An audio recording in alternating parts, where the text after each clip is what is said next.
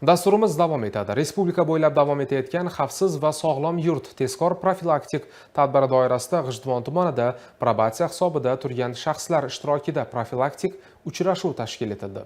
Tadbir davomida sayyor sud majlisi o'tkazilib, probatsiya nazoratidagi shaxslarning murojaat va muammolari ko'rib chiqildi. Shuningdek, ularning bandligini ta'minlash maqsadida mehnat yarmarkasi tashkil etilib, bir qator fuqarolar ishga joylashtirildi hamda kasb-hunarga o'qish uchun yo'llanmalar berildi. Hozirgi lavha shu haqda.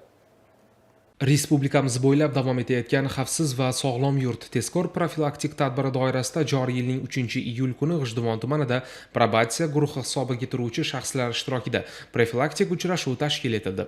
Ushbu tadbir orqali fuqarolarni ijtimoiy hayotga moslashtirish, to'g'ri yo'lga boshlash va jinoyatchilikning barqaror oldini olish maqsad qilindi. Uchrashuvda jinoyat ishlari bo'yicha G'ijduvon tuman sudining sudyasi, Buxoro viloyati ichki ishlar boshqarmasi, huquqbuzarliklar profilaktikasi boshqarmasi boshlig'i hamda tuman ichki ishlar boshqarmasi boshlig'ining o'rinbosari ishtirok etdi. Tadbir doirasida o'tkazilgan sayyor sud majlisida jazoni o'tashdan qasddan bo'yin tovlab kelayotgan jami 5 nafar shaxsning ishi qonuniy tartibda ko'rib chiqildi.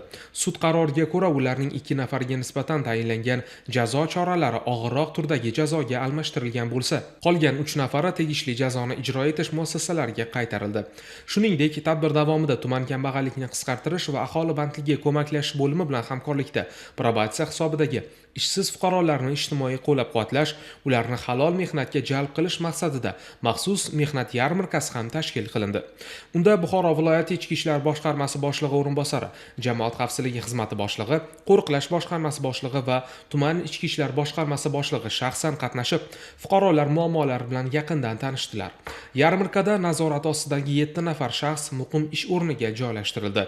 Yana 2 nafar fuqaroga esa monomarkazlarda zamonaviy kasb-hunarlarni o'rganishga yo'llanmalar topshirildi. Bu kabi samarali hamkorlik va amaliy yordamlar xato qilgan insonlarning sog'lom turmush tarziga qaytishi va jamiyatda o'z munosib o'rnini topishida muhim ahamiyat kasb etadi.